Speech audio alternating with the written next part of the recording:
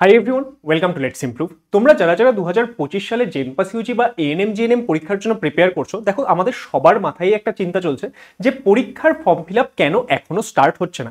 এবং আমরা খুব ভালোভাবেই বুঝতে পারছিলাম যে আমাদের যে এই ওবিসি কেস, সেই ওবিসি কেসের জন্য কিন্তু আমাদের যে এই ভর্তির প্রক্রিয়াটা সেটা বন্ধ হয়েছিল এবং আমাদের যে ফর্ম ফিল আপ সেটাও স্টার্ট হচ্ছিল না। আমাদের পরীক্ষার ডেট এক্স্যাক্টলি কি হবে সেটাও কিন্তু পাবলিশ করা হচ্ছিল না।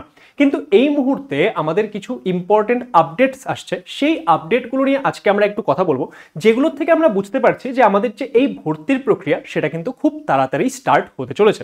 দেখো, আজকের এই ভিডিওতে আমি তোমাদের সঙ্গে দুটো জিনিস নিয়ে ডিসকাস করব। একটা হচ্ছে ওয়েস্ট বেঙ্গল নার্সিং কাউন্সিল, সেটার তরফ থেকে একটা নোটিশ রিসেন্টলি পাবলিশ করা হয়েছিল, সেটা নিয়ে আমরা কথা বলবো। এছাড়াও কলকাতা হাইকোর্টের তরফ থেকে একটা নির্দেশ দেওয়া হয়েছে গতকাল, দ্যাট ইজ 21শে মে তারিখে, এবং সেই বিষয়টা সেখানেও কিন্তু এই ওবিসির প্রক্রিয়া নিয়ে কি হবে না হবে ইত্যাদি সংক্রান্ত বিভিন্ন বিষয় বলা হয়েছে এবং এই ভর্তির প্রক্রিয়া তাড়াতাড়ি করা সংক্রান্ত কিছু নির্দেশ প্রকাশ করা হয়েছে। এবং এই সমস্ত বিষয়টা নিয়ে আজকের এই ভিডিওতে আমরা কথা বলবো। তাহলে তোমরা যারা যারা জেনপাস ইউজি বা এএনএম জিএনএম পরীক্ষার জন্য প্রিপেয়ার করছো, দেখো আজকের এই ভিডিওটি খুবই গুরুত্বপূর্ণ। তোমরা সবাই আজকের এই ভিডিওটিকে শুরু থেকে শেষ অবধি দেখো এবং সমস্ত বন্ধু বান্ধবীদের সঙ্গে শেয়ার করে দাও যাতে সবাই এই আপডেটটি পেয়ে যায়। দেখো, সবার প্রথমে আমরা এখানে একটা নিউজ পেপার ওপেন করছি। এটা আমাদের আনন্দবাজার পত্রিকার একটা অনলাইন, এক্ষেত্রে তোমরা দেখতে পাচ্ছ যে একটা নিউজ পাবলিশ করা হয়েছে। এবং এই নিউজটা কবে পাবলিশ করা হয়েছিল? এই নিউজটা পাবলিশ করা হয়েছিল আমাদের গতকালকে, দ্যাট ইজ 21শে মে তারিখে। ঠিক আছে, 21শে মে সন্ধ্যাবেলা আমাদের 8:45টার সময় কিন্তু এই নিউজটা পাবলিশ করা হয়েছিল। এবং এখানে কি বলা হয়েছে যে জয়েন্ট এন্ট্রান্স নতুন ওবিসি প্যানেল তৈরির নির্দেশ হাইকোর্টের, কাউন্সিলিং এর সুযোগ নয় 2010 পরবর্তী শংসাপত্রে। মানে আমাদের যে ওবিসির সার্টিফিকেট, তোমরা জানো যে গত বছর আমাদের যে 2010 সালের পরবর্তী ওবিসি সার্টিফিকেটগুলো সেগুলোকে ক্যান্সেল করে দেওয়া হয়েছিল এবং সেই সংক্রান্ত আমাদের একটা কেস চলছে যেটা কিনা এতদিন বিচারাধীন ছিল। তো এই মুহূর্তে আমাদের হাইকোর্টের তরফ থেকে কি বলা হয়েছে যে আমাদের 2024 সালে, দেখো 2024 সালে যখন বিভিন্ন পরীক্ষাগুলো হয়েছিল সেখানে একটা পরীক্ষার কাউন্সিলিং এখনো বাকি ছিল। যে কোন পরীক্ষার কাউন্সিলিং বাকি ছিল? দেখো, আমাদের যে এই পরীক্ষাটা রয়েছে জেমাস পিজি, এই জেমাস পিজির যে আমাদের কাউন্সিলিং সেটা কিন্তু এখনো বাকি ছিল। এবং সেই যে কাউন্সিলিং বাকি ছিল সেটা সংক্রান্ত কিন্তু বিভিন্ন সমস্যা তৈরি হচ্ছিল। এই জন্য এই পরীক্ষা যে স্টুডেন্টরা দিয়েছিলেন তারা এই ক্ষেত্রে কোর্টের কাছে যায় যে আমাদের পরীক্ষার কাউন্সিলিং হয়নি, এবার তাহলে আমাদের এই ক্ষেত্রে কি হবে। এবং এই ক্ষেত্রে দেখো এখানে কি বলেছে যে গত বছরের জয়েন্ট এন্ট্রান্স মেডিকেল স্নাতকোত্তর পরীক্ষায় অন্য অনগ্রসর শ্রেণী মানে কি ওবিসি পরীক্ষার্থীদের নতুন প্যানেল তৈরি করতে বলল কলকাতা হাইকোর্ট। 2024 সালে ওই পরীক্ষায় উত্তীর্ণ পরীক্ষার্থীদের একাংশই কাউন্সিলিংয়ে ডাক পাননি বলে অভিযোগ। তা নিয়ে মামলা গড়ায় হাইকোর্টে। বুধবার ওই মামলায় বিচারপতি কৌশিক চন্দ্র নির্দেশ দিয়েছেন স্নাতকোত্তর স্তরের এই পরীক্ষায় ওবিসিদের নতুন প্যানেল তৈরি করতে হবে। মানে এই ক্ষেত্রে নতুন প্যানেল তৈরির মাধ্যমে কিন্তু এই ক্ষেত্রে ভর্তির কথা বলা হয়েছে। এবার দেখো এখানে যে বলেছে যে 2010 সালের পরে ওবিসি শংসাপত্র হয়েছে এমন পরীক্ষার্থীরা কাউন্সিলিং এর সুযোগ পাবেন না। তাহলে এই যে এই বিষয়টা কিন্তু আমরা আরেকটা আর্টিকেল পাচ্ছি। কার তরফ থেকে? এটা আমরা পাচ্ছি হচ্ছে এই সময় অনলাইন। এখানে আমরা আরেকটা আর্টিকেল পাচ্ছি, এখানে কিন্তু এই বিষয়টাকে আরো ডিটেলে বলা হয়েছে। তাহলে চলো এটা আমরা পড়ি। এটা আমাদের কবে পাবলিশ হয়েছে? দেখো এটা আজকেই, দ্যাট ইজ আমাদের 22শে মে পাবলিশ হয়েছে দুপুরবেলা 12:30টার সময়। ঠিক আছে, এবং এখানে কি বলেছে? বলেছে যে রাজ্যের ওবিসি তালিকা নিয়ে জটিলতায় স্কুল কলেজে ভর্তি ঘিরে আমাদের এক্ষেত্রে উত্তরোত্তর উদ্বেগ, আশঙ্কা বাড়ছে। ঠিক সেই সময়ে আশার আলো দেখালো হাইকোর্ট। কি বলেছে? গত বছর হাইকোর্টের ডিভিশন বেঞ্চের নির্দেশে বাতিল হয়েছিল 2010 ও তার পরের ওবিসি তালিকা। তাহলে এবার বুধবারের যে রায় সেখানে কি বলা হয়েছে? বলা হয়েছে বুধবার হাইকোর্টে বিচারপতি কৌশিক চন্দ্রের সিঙ্গেল বেঞ্চ রাজ্য স্বাস্থ্যবিজ্ঞান বিশ্ববিদ্যালয়, তার মানে কি? তার মানে হচ্ছে আমাদের WBUHS, তাই তো, যে আমাদের West Bengal university of health science. তো এই যে আমাদের রাজ্য স্বাস্থ্যবিজ্ঞান বিশ্ববিদ্যালয়ের আওতায় ভর্তি নিয়ে জটিলতার নিরসনে 2009 এর ওবিসি তালিকা মানার রায় দিয়েছেন। তাহলে এই ক্ষেত্রে কি হচ্ছে? আমাদের WBUHS এর আন্ডারে কি আসছে? আমাদের যে বিভিন্ন হেলথ সেক্টরের জিনিসগুলো আসছে তাদের যে ভর্তি, দেখো আমাদের ভর্তি এতদিন আটকে ছিল। আমাদের জেনপাস ইউজির কোনো নোটিফিকেশন আসলো যে কবে ভর্তির প্রক্রিয়া, মানে ফর্ম ফিল আপ কবে স্টার্ট হবে, পরীক্ষা কবে স্টার্ট হবে ইত্যাদি বিভিন্ন কিছু আটকে ছিল, তাই না? তো সেই ক্ষেত্রে আমাদের কিন্তু 2009 সালের যে ওবিসি তালিকা সেই তালিকা মানার নির্দেশ দেওয়া হয়েছে।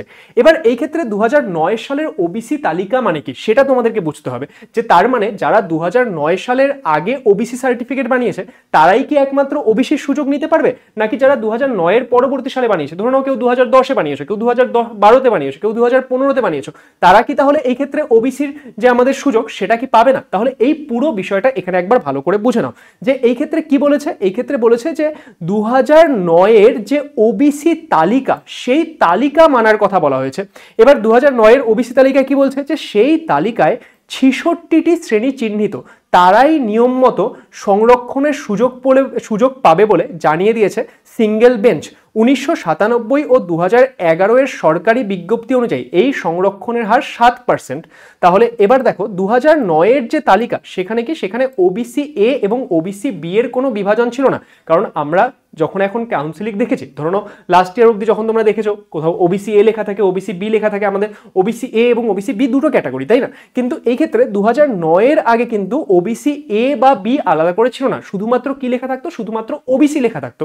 তাহলে এই ক্ষেত্রে কি বলেছে বিষয়টা, বলেছে যে সেক্ষেত্রে সিঙ্গেল বেঞ্চের নির্দেশ 2009-এর তালিকায় এ ও বি ভাগ না থাকলেও কাস্টের উল্লেখ থাকতো। মানে কি, যে এই ক্ষেত্রে ওবিসি যে সার্টিফিকেটটা, সেখানে কোন কাস্ট, সেই কাস্টটা কিন্তু এই ক্ষেত্রে উল্লেখ থাকতো।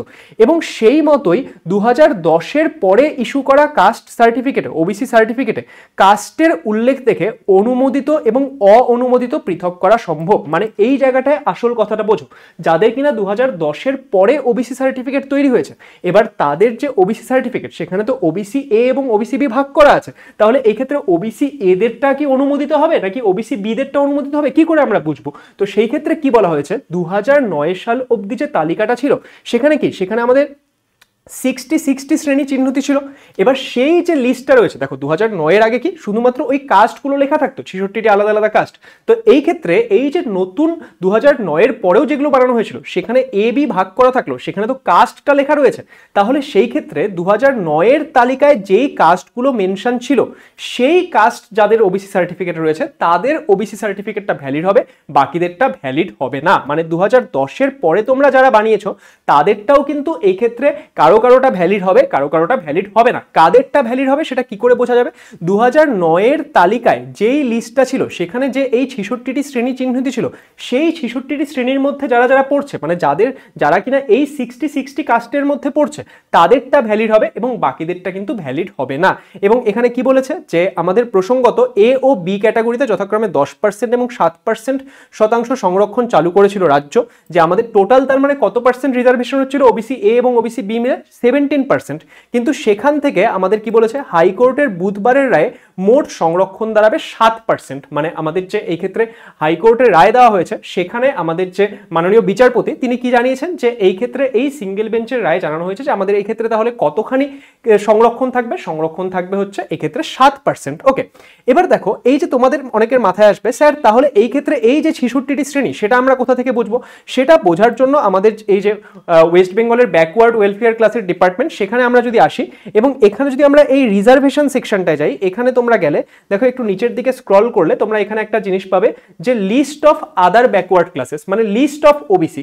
এবং এই লিস্ট অফ ওবিসিতে যদি তোমরা আসো, ঠিক আছে, তাহলে এখানে স্ক্রল করলে দেখো এই যে আমাদের 66 নম্বর অবধি, এবং এই 66 নম্বর অবধি দেখো এই নোটিশটা কবে পাবলিশ হয়েছিল, যে আমাদের এটা ডেট দেখো 2009 সাল। তারপরের যে ডেটটা, মানে এক্ষেত্রে আমাদের দেখো এই যে 67 নাম্বার থেকে যে হচ্ছে, সেখানে ডেট দেখো এটা কি, এটা হচ্ছে আমাদের 2010 সাল।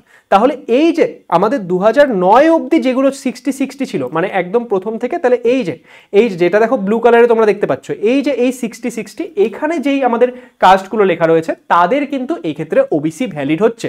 এবং এই যে আমাদের এই নির্দেশটা দেওয়া হয়েছে, তাহলে এই নির্দেশে কি বলা হয়েছে, যে আমাদের এই যে নতুন একটা প্যানেল তৈরি করতে হবে, এবং সেই ক্ষেত্রে 2009 সাল অবধি যাদের কি ছিল, যাদের এই ক্ষেত্রে ওবিসি গুলো ভ্যালিড ছিল, মানে 2009 সালের তালিকায় যেটা রয়েছে, সেই অনুযায়ী যাদের ওবিসি সার্টিফিকেট থাকবে, তাদেরটা ভ্যালিড ধরে নিয়ে কি করতে হবে, এই ক্ষেত্রে ভর্তির প্রক্রিয়া করতে হবে। তার কারণ হচ্ছে ভর্তির প্রক্রিয়া এই ক্ষেত্রে অনেক সময় লেগে যাচ্ছে। কারণ দেখো এই ক্ষেত্রে আরো কি বলে দিয়েছেন, যে বিচারপতি বলেন 2010-এর আগের ওবিসি তালিকা নিয়ে কোনো সমস্যা নেই, তাই না?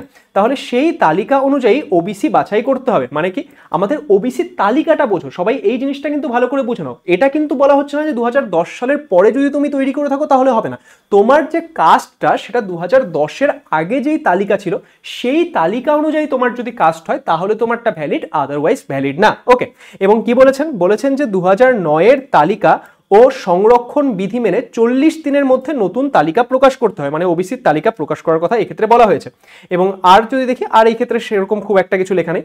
এবার এই ক্ষেত্রে আরো একটা ইম্পর্টেন্ট নোটিশ কিসের থেকে আসছে, সেটা আসছে হচ্ছে আমাদের এই ক্ষেত্রে আমাদের ডাব্লিউবিএনসি থেকে। দেখো, ওয়েস্ট বেঙ্গল নার্সিং কাউন্সিল, তোমরা সবাই এটা জিনিস মাথায় রাখবে। এবং এক্ষেত্রে তোমাদের আমি এক্ষেত্রে একটা ওয়ার্নিংও দিয়ে দিই, যে তোমরা এখন যখন পরীক্ষার এই ক্ষেত্রে বিভিন্ন ডিলে হচ্ছে বা কিছু, তো অনেকে কি করবে, অনেকে তোমাদের এই যে চিন্তা ভাবনা বা এই যে তোমরা এত চিন্তায় রয়েছো, টেনশনে রয়েছো, এটা সুযোগ নিয়ে অনেকে কি করবে, অনেক দালাল চক্র তোমাদের কল করবে, বলবে যে আমাদের এই প্রাইভেট কলেজে সিট সংখ্যা ভর্তি হয়ে যাচ্ছে, তোমরা কিন্তু এখানে ভর্তি হয়ে যাও বা এই করো সেই করো। কিন্তু একটা জিনিস মাথায় রাখবে, তোমরা যখনই কোনো একটা কলেজে ভর্তি হতে যাচ্ছ, সেখানে দুটো আমাদের অ্যাপ্রুভাল থাকতেই হবে।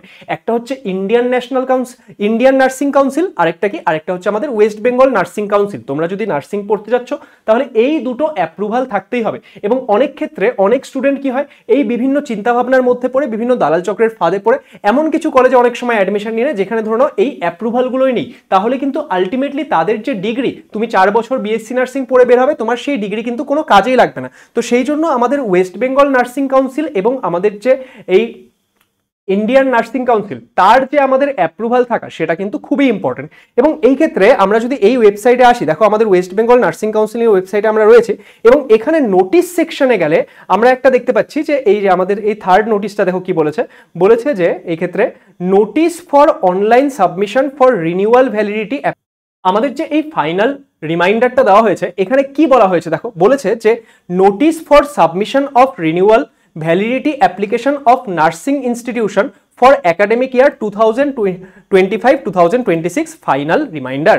মানে কি, যে আমাদের প্রত্যেক বছর এই যে বিভিন্ন নার্সিং কাউন্সিল মানে কলেজগুলো থাকে, তাদেরকে কি করতে হয়, এই আমাদের নার্সিং কাউন্সিলের কাছে একটা অ্যাপ্লিকেশন বা একটা আমাদের এই ক্ষেত্রে ফর্মের মাধ্যমে তাদের যে এই অ্যাপ্রুভালটা, সেটাকে প্রত্যেক বছর রিনিউ করাতে হয়। এবং এই প্রত্যেক বছর যে রিনিউয়ের ব্যাপারটা, কোনো কলেজ যদি কোনো এক বছর অ্যাপ্রুভাল না পেল, তাহলে কিন্তু সেই ক্ষেত্রে সেটা সেই কাউন্সিলের যে অ্যাপ্রুভাল, সেটার বাইরে থাকছে, তাহলে কিন্তু তার হবে না। তো এবং এই ক্ষেত্রে তোমাদের যখন ভর্তির প্রক্রিয়া চালু হবে, দেখো পরীক্ষার পরে তোমাদের কাউন্সিলিং হবে, সেই কাউন্সিলিংয়ের সময় তোমাদের সিট ম্যাট্রিক্স বের হবে। এবং এই যে সিট ম্যাট্রিক্স বের হবে, জেনপাস ইউজি বা ধরো এএনএম জিএনএম এর মাধ্যমে যখন ভর্তিগুলো হবে, তখন কিন্তু এই যে এই অ্যাপ্রুভাল থাকাটা সেই কলেজের জন্য অত্যন্ত জরুরি। এবং এই ক্ষেত্রে দেখা যাচ্ছে যে অনেক কলেজ এখনো তাদের যে এই আমাদের অ্যাপ্রুভালের প্রসেসটা, মানে আমাদের যে রিনিউয়ালের প্রসেসটা, সেটাই কমপ্লিট করেনি। এবং এখানে দেখো এই নোটিশটা কবে পাবলিশ হয়েছিল, এটা পাবলিশ হয়েছিল হচ্ছে আমাদের 8 মে 2025-এ, মানে মে মাসের 2025-এ, মানে আমাদের এই যে মে মাসের 8 তারিখে কিন্তু এই নোটিশটা পাবলিশ হয়েছিল। এবং এই নোটিশটায় কি বলেছে, যে ফাইনাল রিমাইন্ডার, যে আমাদের ফাইনাল রিমাইন্ডার দেওয়া হচ্ছে যে তোমরা আমাদের এই যে অ্যাপ্রুভালের প্রক্রিয়াটা, রিনিউয়ালের প্রক্রিয়াটা আছে, সেটা কমপ্লিট করো।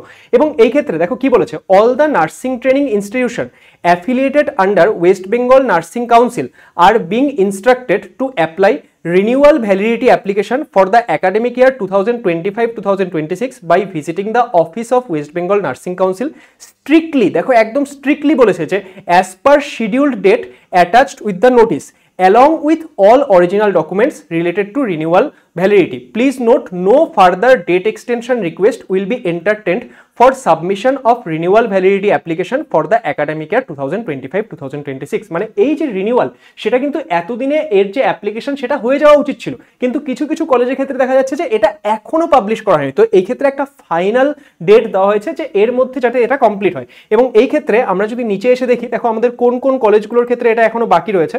তো সেই ক্ষেত্রে আমরা দেখতে পাচ্ছি যে কিছু কিছু কিন্তু গভর্নমেন্ট কলেজও রয়েছে। যেমন দেখো শুরুতেই কি রয়েছে, Kolkata college of nursing, Kolkata national medical college, তারপর আমাদের Midnapore medical college and hospital. তো আমরা কিন্তু কিছু কিছু গভর্নমেন্ট কলেজও এই ক্ষেত্রে দেখতে পাচ্ছি, যে আমাদের আইডিবিজি, ঠিক আছে। তো এই ক্ষেত্রে দেখো আমাদের ডেটগুলো দেওয়া হয়েছে, যে ফাইনাল ডেট কবে অবধি দেওয়া হয়েছে এই ক্ষেত্রে রিনিউয়ালের এই যে আমাদের অ্যাপ্লিকেশনটা আছে, সেটা সাবমিট করার জন্য। দেখো এই ক্ষেত্রে আমাদের আলাদা আলাদা কলেজগুলোর জন্য আলাদা আলাদা ডেট দেওয়া হয়েছে। এবং সেই ক্ষেত্রে আমরা দেখতে পাচ্ছি আমাদের যে লাস্ট ডেট দেওয়া হয়েছে, কোনো একটা এখানে কিছু কলেজ রয়েছে, ঠিক আছে। তো সেই ক্ষেত্রে যে লাস্ট ডেট দেওয়া হয়েছে, সেটা কবে দেওয়া হয়েছে, সেটা দেওয়া হয়েছে আমাদের 23শে মে, অর্থাৎ আমাদের আগামীকাল অবধি কিন্তু এই ক্ষেত্রে লাস্ট ডেট রয়েছে। তার মানে স্বাভাবিকভাবে কি এই কলেজগুলো এই 23শে মের মধ্যে এই যে অ্যাপ্লিকেশন প্রক্রিয়া, সেটা কমপ্লিট করবে। এবং এই ক্ষেত্রে দেখো আমাদের একটা নতুন নোটিশও, তাহলে এই ক্ষেত্রে হাইকোর্টের থেকে একটা নতুন অর্ডারও চলে আসলো। এবং এই সমস্ত কিছু মিলে তাহলে এখন কিন্তু আস্তে আস্তে আস্তে জিনিসপত্র সর্টেড হতে শুরু করেছে। এবং তাহলে আমরা কি বুঝতে পারছি, আমাদের যে ওবিসি কেসের জন্য জিনিসটা আটকে ছিল সেই যে প্রসেসটা সেটা কিন্তু এখন তাহলে কি সেটা এখন ইজি হতে চলেছে। এবং তাহলে আমাদের কি হতে চলেছে, 2009 সাল অবধি যেই তালিকা ছিল যেটা আমি তোমাদের অলরেডি শো করলাম, সেই তালিকার মধ্যে যারা যারা পড়ছে ওবিসিতে তাদেরকে কিন্তু ওবিসিতে ভ্যালিড মানা হবে। এবং এই ক্ষেত্রে একটা ক্ল্যারিটি যেহেতু তাহলে আমাদের জয়েন্ট এন্ট্রান্স বোর্ড পেয়ে গেল, কারণ সেই ক্ষেত্রে ভাবো জয়েন্ট এন্ট্রান্স বোর্ড যখন ফর্ম ফিল আপ বার করবে বা কিছু, তখন ধরে নাও যে ওবিসি স্টুডেন্টরা ওবিসি এ ইত্যাদি ওবিসি বি ইত্যাদি ক্যাটাগরি দিয়ে ফর্ম ফিল আপ করে দিল, কিন্তু পরবর্তীকালে দেখা গেল যে যখন কাউন্সিলিং হচ্ছে তখন আরো সমস্যা হচ্ছে। তো সেই যে সমস্যার বিষয়টা সেক্ষেত্রে তো আস্তে আস্তে এখন সরে গেল। তাহলে আমরা কি করছি যে শুধুমাত্র 2009 সাল অবধি যাদের ভ্যালিড থাকছে সেটাকেই ভ্যালিড হিসেবে ধরা হবে। তাহলে সেই ক্ষেত্রে কি হলো, স্টুডেন্টরাও একটা ক্ল্যারিটি পেয়ে গেল, আচ্ছা যে তাহলে আমরা ওবিসিতে অ্যাপ্লাই করবো কি করবো না, এবং তাহলে বোর্ডও একটা ক্ল্যারিটি পেয়ে গেল যে কাদেরকে আমরা ওবিসি হিসেবে ধরবো কাদেরকে ওবিসি হিসেবে ধরবো না। তাহলে এই মুহূর্তে দেখো আমাদের যে এই নোটিশগুলো, সেই নোটিশটা মানে আমাদের যে এই অর্ডারটা সেটা তো গতকাল অর্থাৎ 21শে মে এসছে।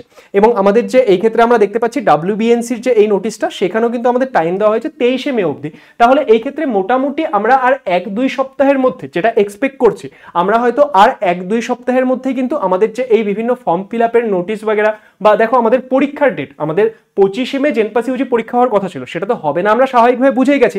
তাহলে নেক্সট পরীক্ষা মানে পরীক্ষার অ্যাকচুয়াল ডেট কবে হতে পারে ইত্যাদি সংক্রান্ত আপডেট কিন্তু আমরা খুব তাড়াতাড়ি পেতে চলেছি। এবং দেখো আমি তোমাদের অনেক দিন ধরে বলছিলাম যে পরীক্ষা হবে, তোমরা ভালো করে পড়াশোনা করতে থাকো, তোমরা কিন্তু পড়াশোনায় ঢিলা দিও না।